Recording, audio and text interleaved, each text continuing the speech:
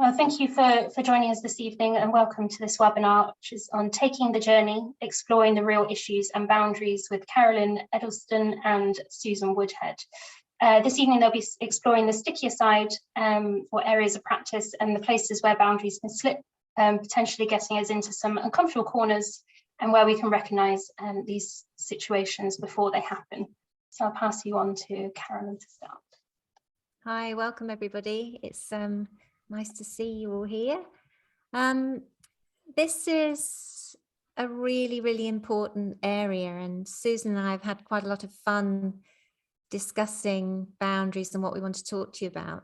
And I think the important thing is just to bridge. A couple of weeks ago, Rachel talked to us about how we feel boundaries in our bodies, and I'd really recommend you go back and watch that, because she got us exploring space, so our spatial awareness of how we feel our own space, our boundaries, how we feel sensations in our bodies when perhaps boundaries are being broken or breached. And that was really a really interesting take on boundaries for us. So I would recommend going back and doing that. What we want to do tonight is to make it practical and real, and not something you just read from a book. And we were both saying that actually, I'm not sure how much of this is covered in colleges. So it doesn't matter whether you're not quite qualified, newly qualified, or been at it for sort of 20, 25 years, which I have. So just briefly, my background is I was an NHS GP for 25 years. I stopped in 2017. And for the last 20 years, I've been a traditional acupuncturist. I actually trained in New Zealand. So I did a 3-year full-time course there. And interestingly, boundaries for me as a GP were not as much of an issue as they are as a traditional acupuncturist. And you might not think that. And I've been reflecting, why is that? And I think the reason is because I only spent 10 minutes with people. So if you think, the boundaries are very clear, they're professional boundaries, they're boundaries around undressing people and being appropriate with that. But they're not the same boundaries that have come up for me as in acupuncture. I've had clients who've been visiting me for 18, 19 years. You know, you cannot help but get to know people really well. So I want to make this a really real discussion about these finer aspects of boundaries that you can't find in books. And going back to Rachel, I want to remind us that even during this talk, when we're talking about boundaries, notice what's happening in your body. So there might be a little bit of discomfort, there might be a little bit of tightening. Just notice, because that will help you in the treatment room. And as I was saying, you know, Susan and I spent a while discussing this, and even we were still coming up and saying we're still investigating these boundaries ourselves. We're still checking in after all those years. So I think it's an essential thing that you don't just learn, it's changing all the time. You know, there are cycles of changes within us, so our boundaries change as well. So be awake in your body, turn up your awareness of self. This is what we're really doing with boundaries, is really fine-tuning, checking in all the time with ourselves, what's actually happening with us, as well as obviously actively listening to our client, because the space that we provide, that sacred space, is all about them. So while we're actively listening and our intention is that they are the most important person in the room, we're also doing this checking in. Are we behaving appropriately? Are we feeling a bit triggered? So that's just a sort of brief introduction to me and some of what we'll be talking about, but I'd like to hand over to Susan. Thank you, Carolyn. Yes. What we look at when we look at boundaries are the edges and limits that surround us, and they're important in our personal lives. All of us know that. And they're very important in our professional lives. I'm a traditional acupuncturist. I trained in 5-element, and I've been in practice for about 40 years. And I'm always learning. And I'm always being challenged by people who come for treatment, because they teach me a great deal. And many of them also push at boundaries and look to see whether there are safe enough boundaries in what is happening. And I think that's part of trust, and that's part of a therapeutic alliance in the treatment room. And when we look at boundaries, those limits and edges, we can try to define them. And it may be that for each and every one of us, we have slightly different definitions, or we're going to come up with different definitions as we look at the issues around boundaries. We have professional boundaries to create spaces.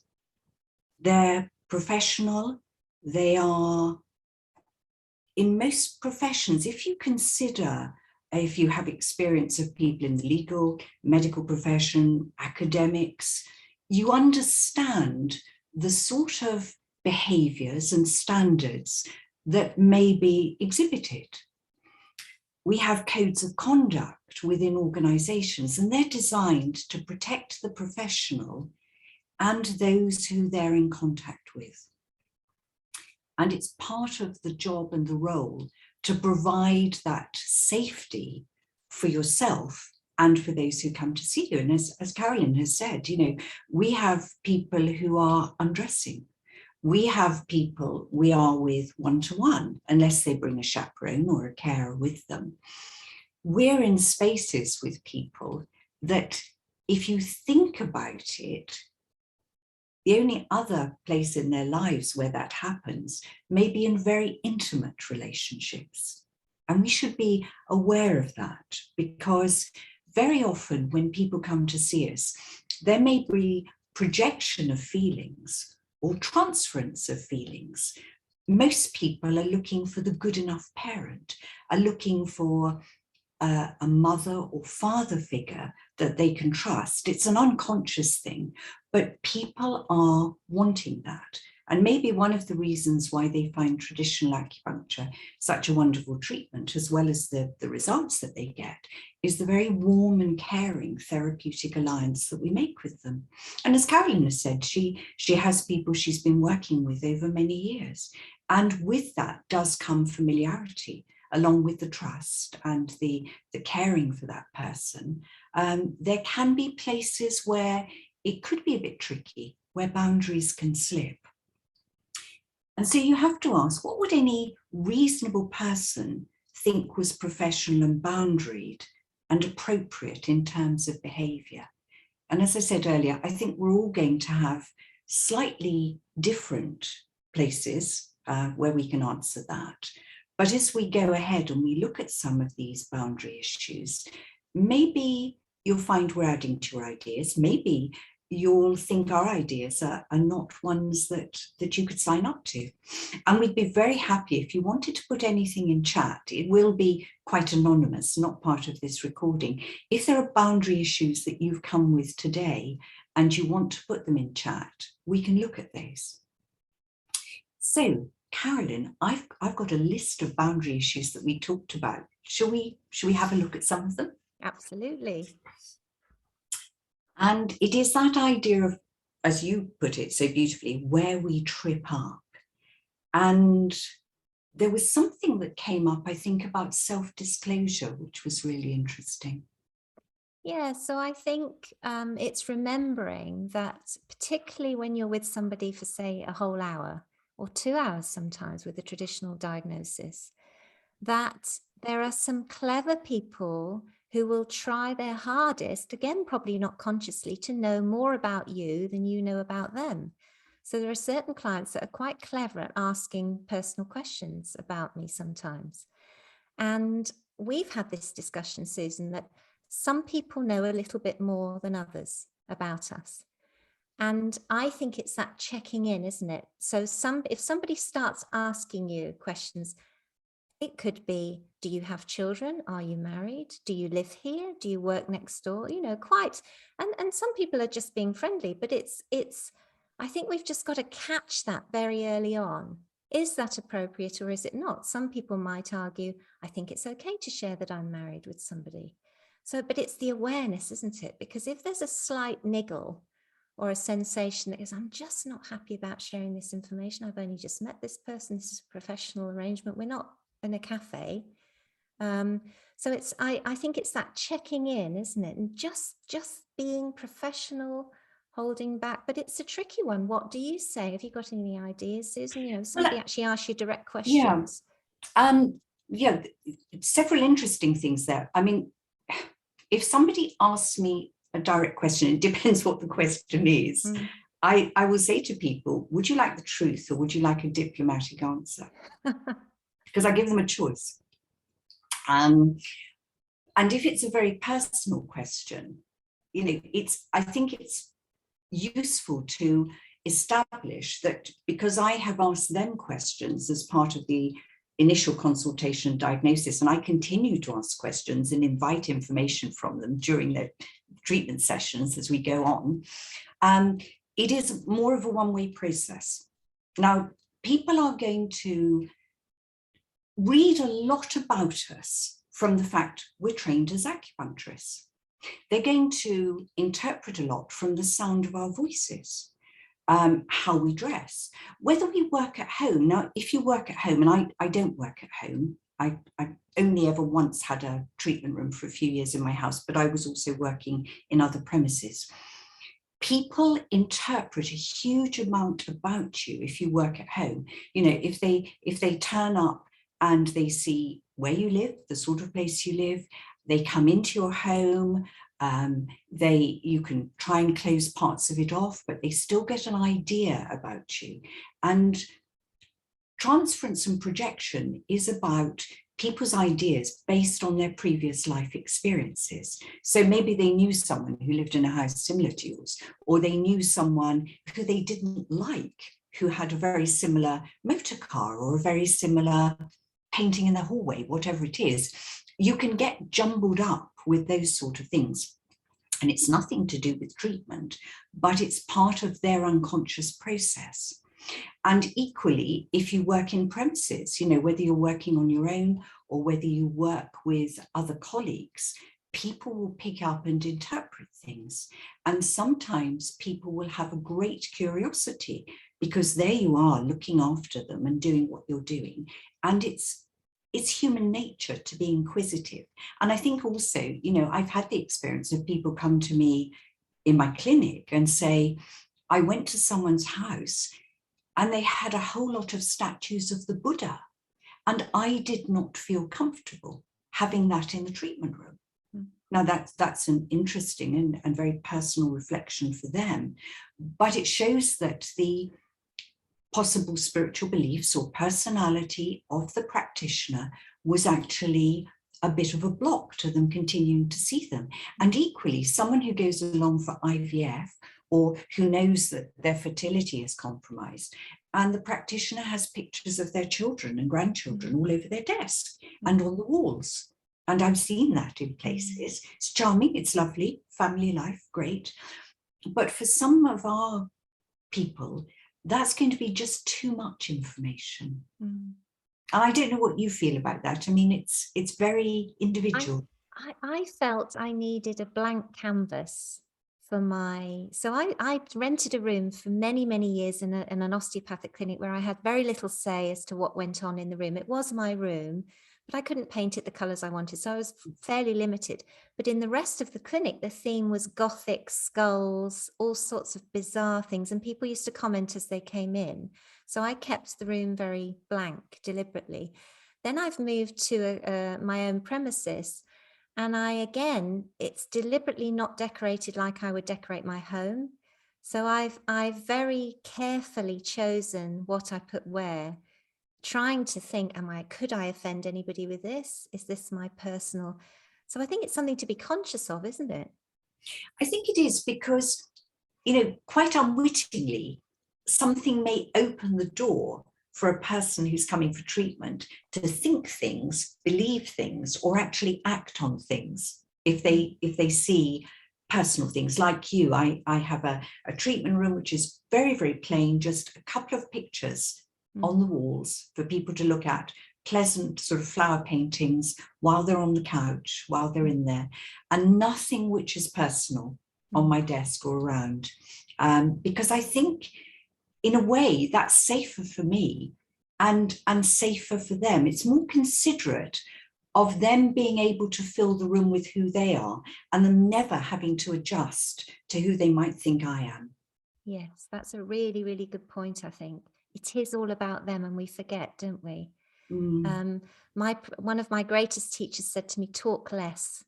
As a practitioner, talk less, ask the questions, but talk less. And I have to remember still to do that. More silence, more space for them, for things to bubble up for them, not for me. So we have to be comfortable with that, don't we, with silence? Yes, and I think that urge to fill a space, which is part of social communication very often, is what we often do. And as you say, yes, to just be quiet, to allow a space where they can talk more if they want, or they can be quiet if they want. You mentioned clothing. Mm. I've always been, we laughed, didn't we, in my preparation, because one of the doctors I used to train with, I had to suggest to her that her clothing was inappropriate. So she was working on a cardiac unit with people with chest pain, men and women, and she would insist on wearing very, very low cut tops. And I think she was giving them chest pain. I know she was giving them chest pain. You know, I laugh about it, but it's another thing that nobody will tell you this is what you must wear. But I think we must all, it's important, I think, to be very, very conscious about what you wear as a practitioner. We're not there to attract, again, too much attention to ourselves, I would say. I would agree with you. I mean, my uniform, if I can put it that way, was always for many, many years a white coat, and underneath it a dress, sometimes trousers and a very covering top. And since the pandemic, it's been dresses, but with a PPE apron. And, you know, rather than wash a white coat every hour, you can just change and do that. So it's a very neutral, very neutral view that I hope to put across. But of course, somebody might say, well, not everybody dresses like that, you know, and there are probably some practitioners who would feel more comfortable in themselves in all sorts of other clothing, and maybe the people who come to them express themselves in certain types of clothing. That would be an interesting study to do, to have a look. I know initially when I was at college, a lot of the people then, you know, it was late 70s, early 80s, were very much hippies. And I wasn't. And it felt fine for me, but I often felt the one who was a little out of step at the time. But, you know, it just wasn't me. And I think it's about wearing something, not attracting attention to myself, and just being comfortable, all day comfortable in what I'm doing. Don't have to think about it. And I know a lot of people that won't wear uniforms, and it's about their self-expression. And I understand that. You know, one of the joys of traditional acupuncture for me is self-expression and creativity within the job. So I completely understand that. It's lovely to feel freer for me compared to general practice. So interesting. Yeah. And the self-disclosure around what we say and how much information people get from us, that is important, isn't it? Yeah, absolutely. And again, first of all, checking in with when you start to say something and you get that, I need to be quiet now, to be quiet. Because I've done that before. I've started a sentence, thought I shouldn't be saying this sentence. It might be something minor, but I quickly backtrack. So it's noticing. If you stop noticing, you're in trouble, I think. And that's where the familiarity, it's the familiar people. Most of us are more guarded when we've just met somebody, aren't we? Yeah.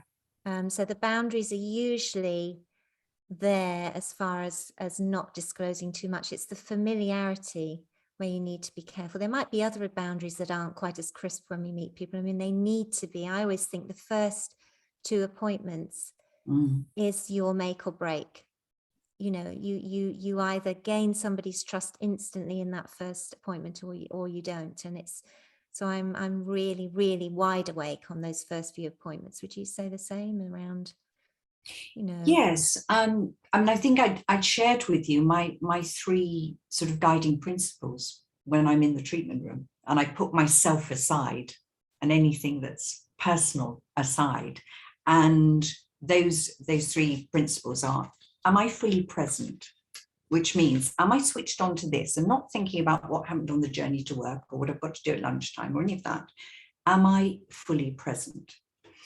The second one is, am I open to anything that comes up? You know, am I here and whatever a person says, whatever they do, whatever comes up in the treatment or in the interaction, am I just open to it? I'm not going to be shocked or horrified or dismayed or upset if they haven't got better, or jubilant if they have got better. You know, am I just going to be open to everything that comes up? And then the third thing is, am I doing what really matters? Because it's about them. And I might have a treatment plan and I might have all sorts of ideas based on what I thought after I'd seen them last time. But if they come in and something fresh has happened or something has really changed, am I open? Am I doing what really matters for them?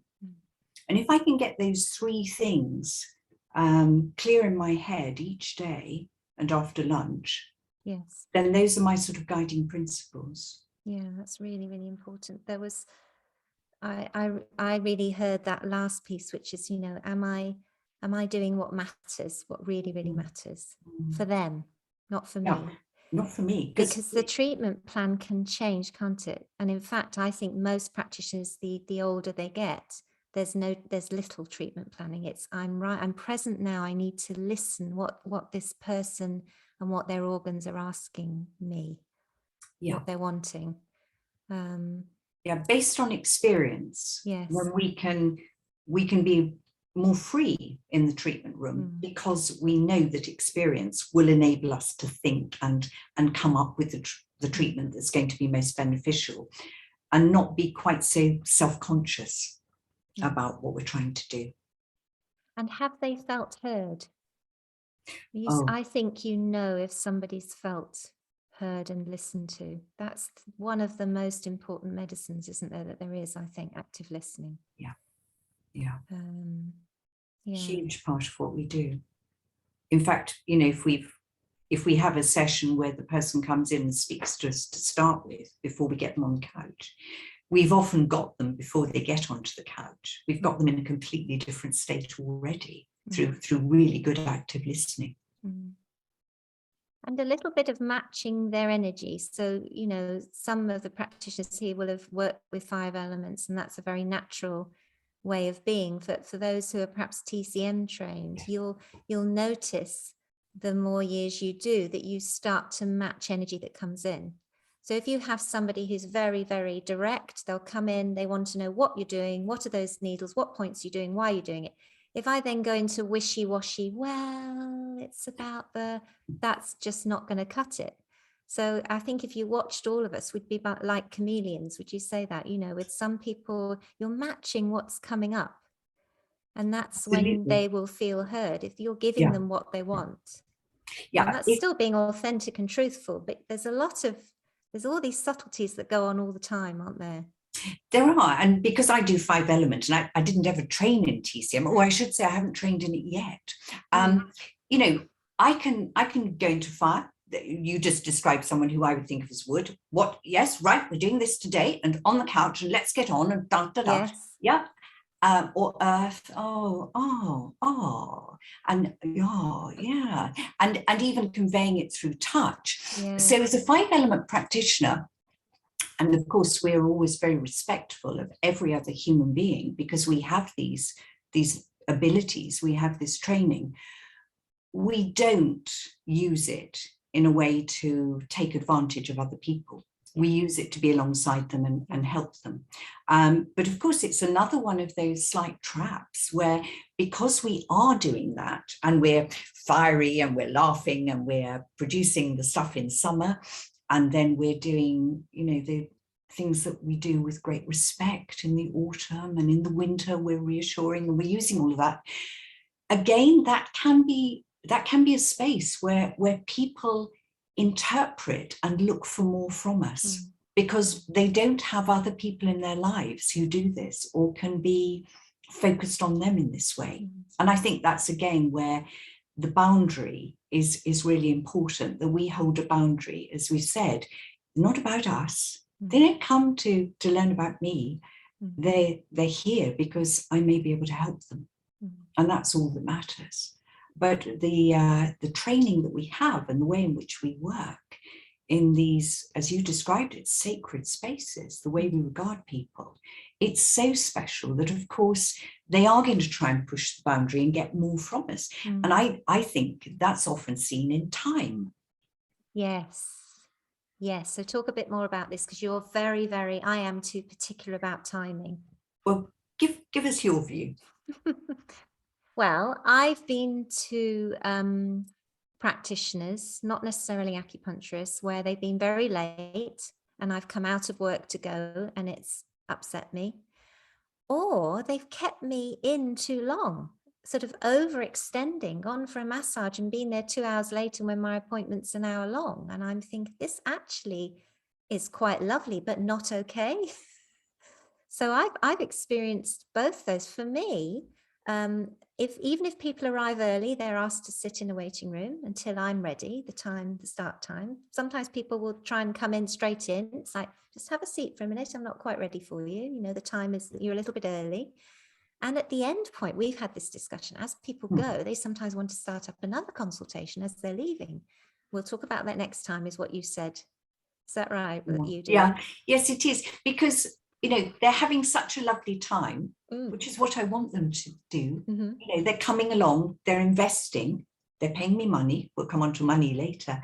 And so for them, this time is very important. And if they turn up early, I mean, it can be something to do with their element, you know, their small intestine or their wood energy is a little bit in need of help because they turn up an hour early or they turn up the previous day, and all of that can be looked at. But very often it's because they want more of you. They want more. And that's all right, but we have a boundary, and that's about respecting them and respecting our own energy as well, because if you keep on extending the sessions, and particularly the last one of the day, when people might say, am I your last person? And I'll say, yes, I am. And when you've gone, I will do my telephone messages and other things I have to do. And then I should be finished in about half an hour. Yeah. And off they go. Yeah. Because otherwise, I'll book that last one of the day and then I can have another bit afterwards. And so I allow time for talking, time on the couch, time for getting dressed, doing the next appointment, making the payment, and saying goodbye, wishing them well. And that, to me, has a beginning, a middle, and an end. If they turn up late, they've lost some of their time. If I do a 1 hour appointment and they know that if you're delayed, but you can get to me before 1:30, I will be able to do something for which they will still be charged. But if it's later than half an hour, we will have to rebook and they will pay for the session that they booked with me, but they weren't able to attend. So everybody's clear about that. It very, very rarely happens that it's a problem. But people sometimes are going to push at that boundary. And I think I mentioned to you that in my clinic, we've had inquiries from people saying, if I come and see you for a 1 hour appointment, how long will I be with you? And we say, well, an hour. It is what it says on the packet, you know, it's an hour. And there is a practitioner somewhere in my locality, I don't know who they are, there is no criticism of the treatment, People really like the treatment, they're getting better, but they turn up and they don't know when they will leave. It can be 2 hours, 2.5 hours. They don't know when they're going to get home. And so they're looking for somebody who does have a boundaried space. And I find that very interesting. They're not saying I get more. Yeah. No, I had another thought, which you said about a beginning, a middle, and an end. I think boundaries also cover are clearing of the space.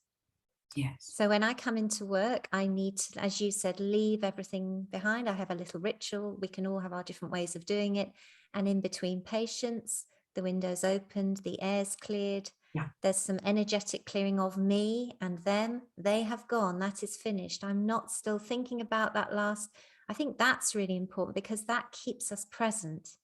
Because if you're just a little bit behind yourself or ahead of yourself, you're not present, are you? No. Can't be. No, you're not there.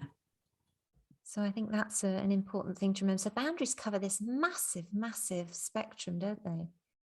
I think they do. Once we started thinking about it, and I found Rachel's session so helpful. Yes. Because she was encouraging us to pick up these things in your body as it's happening, that you get to the point where you know there's a boundary issue. Yeah. And I found when I was doing practitioner support, and also I'm a supervisor, I'm a trained supervisor, very often when people get into a bit of a muddle, they eventually, when they're talking about what's happened, say, well, I sort of knew it at the very beginning, but I didn't act on it. And I think that's where Rachel's work with us was so helpful, to allow ourselves through movement to actually check in. Now, we may not be able to do something about it right at that moment, but we've all got time to reflect after a session, after an appointment, when we go through our notes, when we look at our diary, and to realign ourselves ready for the next time we see that person. Would you agree? Yes, or even if there is something's not right, to somehow decide either that you phone the BACC at that point, or you phone the client, or you make some contact and just tidy things up at that point. I think don't wait. I'd agree. Don't wait. If there's if your niggle is always right, that intuitive little, oh, something's not quite right. Trust that always. And that continues. It doesn't disappear because of experience. There are little, probably, it's happening all the time of just a checking in and a little bit of adjustment, and you get better at it so that you can do it before the wrong words come out. Yeah. That's the trick, is to you're just about to say something and you stop and go, no, don't say anything. Wait. Yeah. And to allow for the fact that if you override that, if you countermand it and say, no, I'm going to keep going down this path, what you may do is produce feelings in yourself that actually block the treatment you can give that person. You may end up being fearful of them. You may end up being embarrassed about what you said or disclosed. You may end up patronizing them. You may end up feeling some sort of prejudice towards them. And all of that is going to make you work defensively or without the normal care and attention that you have, because you've changed the dynamic between yourself and the person. And that is not a treatment situation that we should ever put ourselves in, and we should certainly never put the patients in, because it's not the way that energy flows. That's not harmony. That's not the way that we should ever work. And it doesn't matter what's coming at you energetically, because as you say, energy can be out of balance and all sorts of things can be coming at you. It is not for us to even engage personally with even that energy. We have to somehow maintain a steady state. Yeah. Don't we? Yeah. Not join the despair, not fix. We're not there to fix and rescue people. It's such a trigger. People can come into your consulting room and something that they've disclosed to you might be happening in your personal life. I challenge anybody to sit there and not have a little flicker of reaction, but they can't see that, and you mustn't bring that in. So something like that is a real sort of breathe, root, settle. Now I can engage again. Now I can actively listen. I think those things are really important. And we can use that personal experience to be really empathetic and caring and knowledgeable, because every life experience we have can inform our practice and can make us better practitioners and better people. Absolutely. But I think, I had shared with you when we spoke this idea of fixing a practitioner no longer with us, who used to go to hospital appointments with her patients, completely overriding the will of her family members to go along with her, to go along with them, because she was there to fix them. She was their acupuncturist, and she would go to their outpatient appointments with them and insist on being with them when they saw the doctors, so that she knew exactly what was going on. Wow. Now, I thought that was the most extraordinary overstepping of boundaries. Gosh. I just, puzzled by that one. Yeah. Can I bring up something? I'm just looking at the times. I think we've got about another sort of 20 minutes or so, and we would do want to leave some time for questions. So I'm bringing up a sticky one. Oh, Because goody. you said we'd do that. You were talking about holding this, what could be interpreted as an intimate space for someone. Yeah. So there is physical touch with you taking the pulses, finding points. We're touching the skin quite often or always. Holding, some people have never had anybody give them their full attention in their lives. And they may misinterpret that as love. This practitioner really loves me, and I think I love them. You know, they really like me coming on. I think I'm their favorite. You know, nobody has ever given me this attention. So we were talking about, you know, that awareness again and crisping up the boundaries. So we were saying, actually, if you walk into the room with this clear intention, which is, I am holding a sacred space for this person. I am sitting steadily, professionally, holding a space and actively listening. There isn't usually a clash or a conflict. Would you agree with that? I would agree, because I think sex is always the elephant in the room. I mean, in many human interactions, you know, it's something that's there. So there shouldn't be any difficulty or embarrassment when people talk to us about their sexual health and things that concern them in that aspect of their life, because we may be able to help them through treatment, or we can refer them to their doctors. You know, it's part of life. And I know some practitioners are really very hesitant about anything to do with sex. They feel it's taboo, but also not conveying. And again, it may come back to the way people are dressed. You know, you refer to someone who was wearing very low cut tops. I mean, that's a very basic signal, isn't it, to give out to people, and we wouldn't consider that appropriate in our treatment rooms. But we are in a situation where there is a couch, which is like a bed, and it's two people, whether it's same sex or opposite sex, people who are needy, people who are going to be attracted. If we've got a really clear idea within ourselves and our own very clear boundaries, we are not going to let them come to any harm. And we're not going to enter into anything with them that could be harmful, because we're in that phenomenally privileged position where we could take advantage of people. It has happened. I know of cases in you know, well, before the year 2000, and that is a really regrettable thing for anybody to be part of.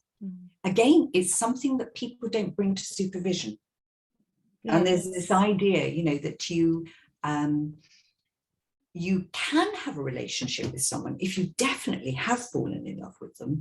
If you stop treating them, send them to someone else, and you wait a few months, and then you pick up the relationship. But my thought on that, and I'm open to it being challenged, is it ever going to be an equal relationship? Because that's what I would say. Off. Yeah.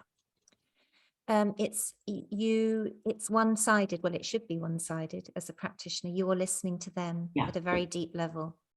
Yeah. So I would happily discuss it with people if they feel otherwise, but I personally think it will never. You've breached something. Yeah. I think, as far as and the other thing I want to say is, I think it's an absolute privilege, particularly when men open up to me about problems with erectile function, sexual function. I feel deeply privileged. It's never, ever, ever done. For somebody to speak about that so in such a vulnerable way is an absolute privilege. Yeah. So I think it's part of health.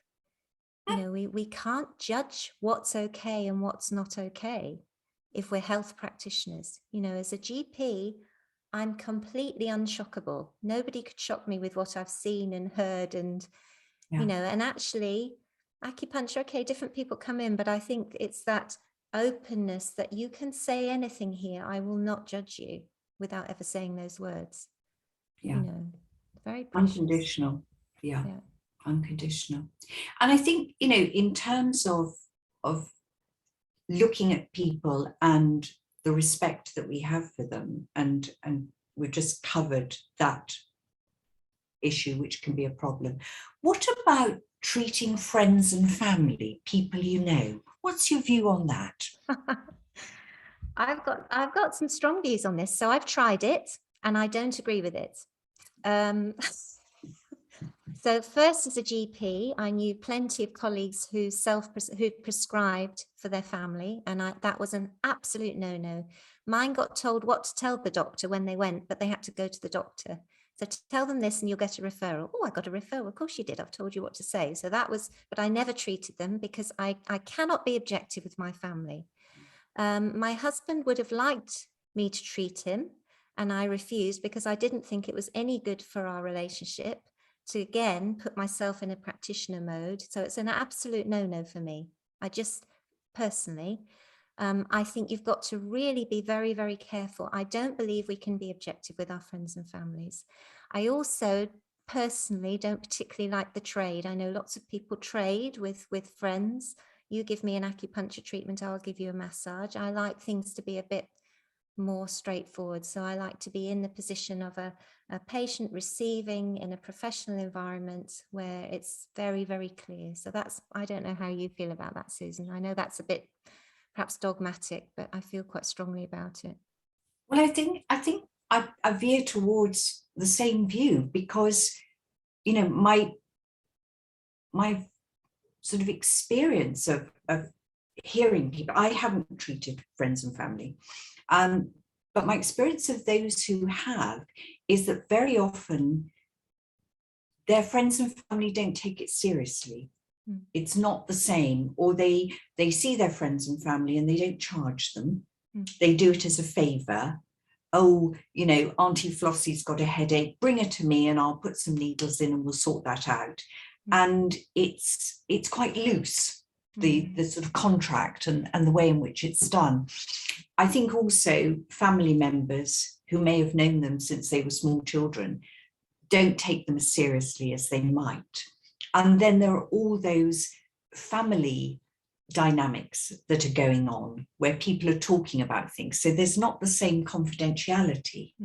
You might not tell your relative the whole truth because you're hiding something, which of course, when people come to see us professionally, they can open up. It's completely confidential space. They can share everything with us and our boundary is keeping them safe.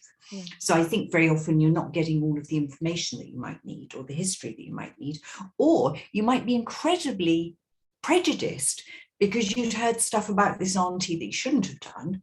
And so you have a view of her, which you would never have about somebody who'd come in and be neutral. Yes. And I think it can be a problem. I know a lot of practitioners do it, and I believe that they do it with the best of loving intentions to care for people because they're a health professional and they're within a family. But I do think it needs to be very carefully looked at. You know, it's not an area that I would be comfortable in. I always say to people, even friends, you know, good friends of mine, I know good people you can go and see. Go and see them. I'm not going to be your practitioner as well as your friend because it's a different relationship. It is. Yeah, it is. But again, I'd be very interested with any of the people here with us this evening, whether they feel that's appropriate or not, you know, whether they have good experiences of working with friends and family. Yes, as none of these are absolute. No. This is the whole point of this discussion, is for us to realize this flow, isn't there? Some things are absolute, some are much more fluid. Yeah, and they may change over time. Yes, yes.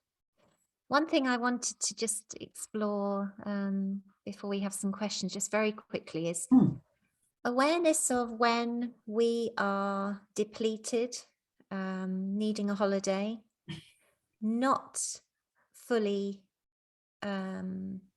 awake, aware, present. That's important, well, essential, because we're not always 100% when we walk into our treatment, no matter what rituals and things we do. Any sort of thoughts around that?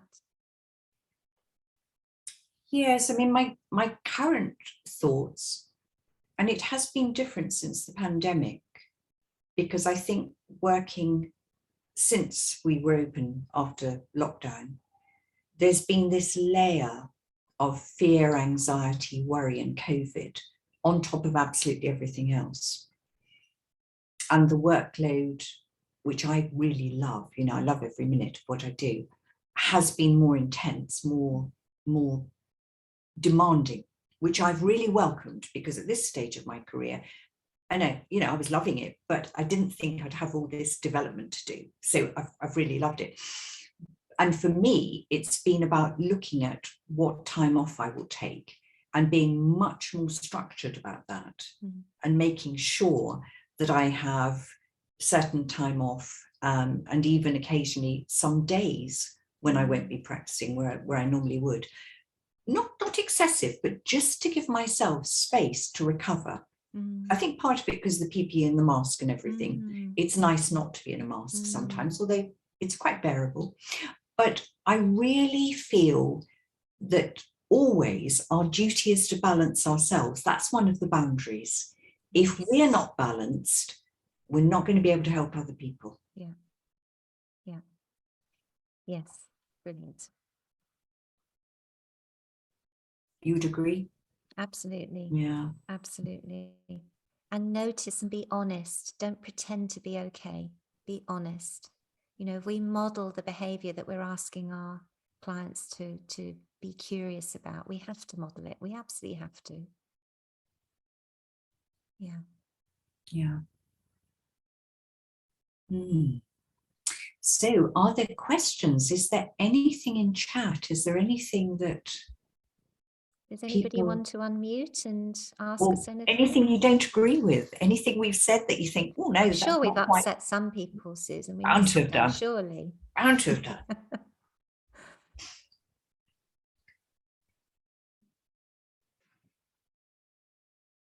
No. Is there anything that we haven't covered that you'd just like to ask, even if it's not a personal thing, just something that we've forgotten, or anything on our list, Susan, that you can see that we might have forgotten to talk about? Otherwise, I've got a couple of other things on my list, but we can wait. James. Oh, you've. Can you unmute? He's unmuted, but I can't hear you. No, can't hear you, James. Can you write it in chat? What a shame, we can see you. Is there something you wanted to say, Susan, while James is typing? Well, as I said, I've got a couple of other things that are around. I had this little book by Leon Hammer, Dr. Leon Hammer, who's an acupuncturist, called The Patient-Practitioner Relationship in Acupuncture. And he has less than one page of this little book on boundaries. And it's about socializing with patients. Interesting. And that's a topic. We'll wait until we see what James put up. But again, it's a topic we could look at. No pressure, James.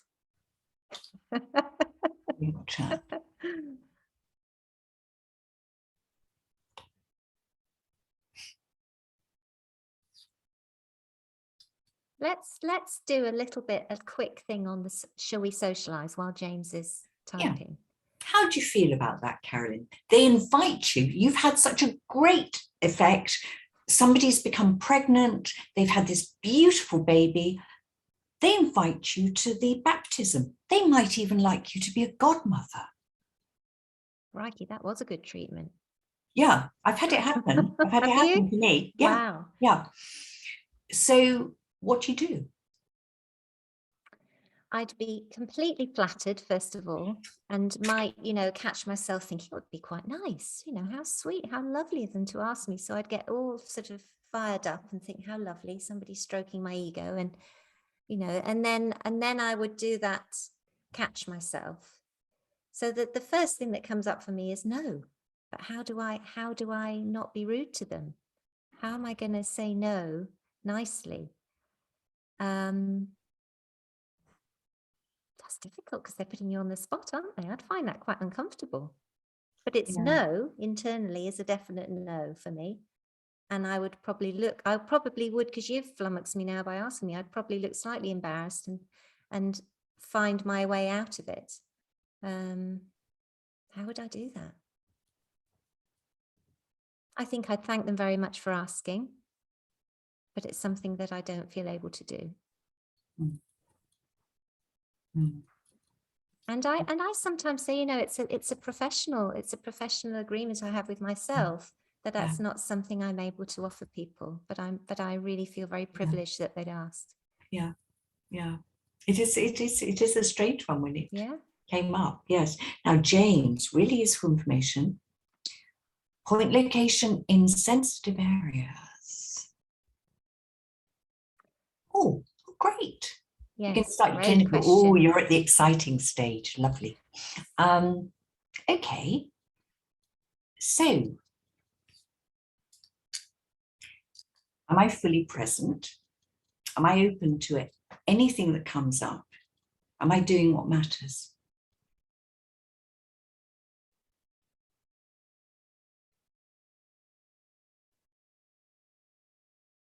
Yeah. For me, because if a point is needed, if that's the point that's going to change somebody's life, it's going to help them towards health, is really what they need, then, within the bounds of perhaps having a chaperone that they can bring along and explaining to them what is going to happen and allowing them, of course, to give consent or not give consent,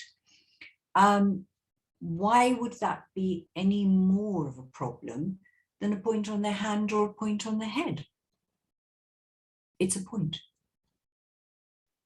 I don't know, Carolyn, what would you think? I'm the same. I tend to get straightforward. So when there are points, let me imagine. So perhaps the point, if I'm wanting to needle a point right above the symphysis pubis, so and I'm treating a man, and before COVID, I undressed everybody down to underwear and covered them completely. I left the room, they were all covered up, so I had access to everything. Since COVID, I've been keeping people dressed and rolling things up. I'm sort of thinking I need to change soon.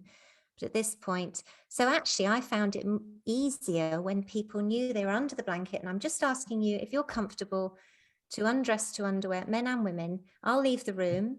Here's a sheet to cover yourself up so I can have access to certain areas. That's already set the scene that I'm going to have access to here, to here.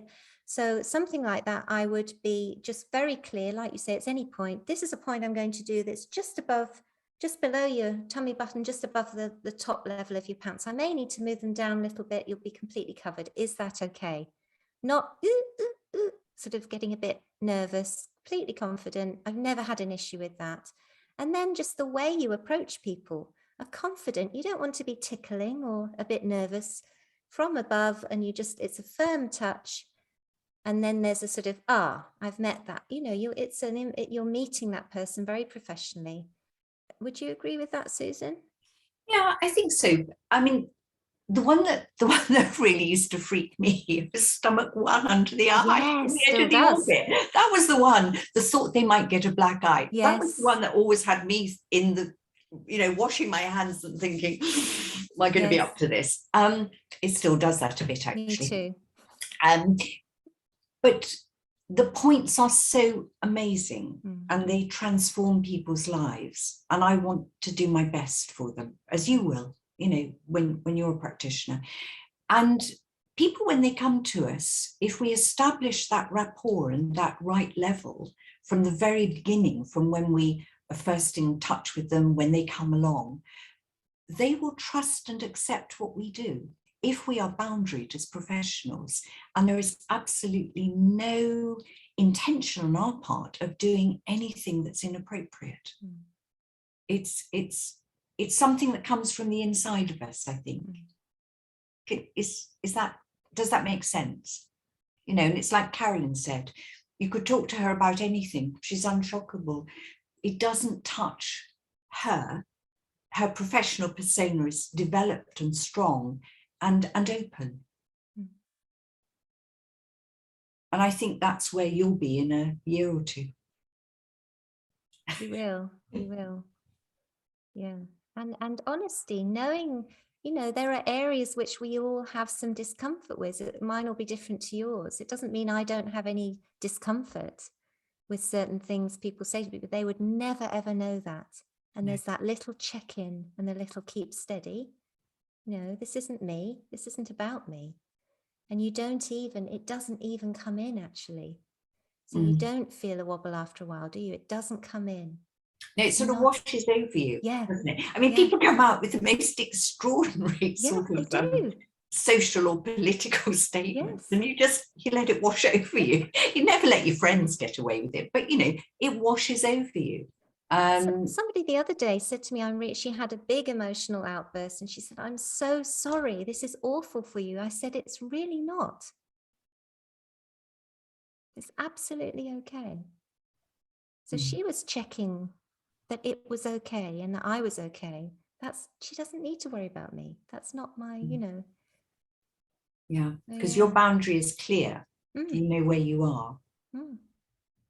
Yeah. If it did, I'd be on the floor. If people's emotions affected us, if all these things that people shared with us really got into us, we would be on the floor on our knees, wouldn't we? Well, you can't let it. And doesn't mean you don't care. It's the opposite. Yeah, when you're newly qualified, you know, treating one person can exhaust you. And as you start to practice, and I think we had touched on, you know, caring for ourselves and how many hours we should work, how many people it was sensible to see in order to preserve our own energy and our own ability to live in a balanced way. And I think for each of us, it's different, and at different times of our lives will be different, but it is about tempering the enthusiasm of all these people who want to come and see you with what you can realistically do and consistently do day after day, after week, after week, after month, and finding your own level, which I think is vital and may change at different times. So I think we're about at the end of our hour, Susan. It went quickly, didn't it? Well, I hope, James, that was helpful, useful for you. Yeah. And that's good. Yeah. So we have another session, don't we, next week with the three of us. So Rachel and myself and Susan. And it's not going to be recorded at our request, so that people can really bring things confidentially to a safe space. And we're going to bring some of our own boundary stories, aren't we, and have a bit of a discussion, so that, you know, we are actually human beings and are going through exactly what we talk about. And it's a really interactive session where we hope people will really share thoughts, ideas. So I'm looking forward to that. Yeah, because we're all going to learn together, share our experiences and gain from other people's, we would hope, because it's completely free space. Nobody from headquarters will be on the call. It'll just be members, and we can have a really good talk about the things that concern us and the things that we maybe want to get clear. So everybody's welcome. Tell your friends. Okay, thank you, everybody. And this will be recorded, so you can watch it back and share it. And we'll see you next week, hopefully. Bye-bye. Bye-bye. Thank you very much. Thank you, Pleasure.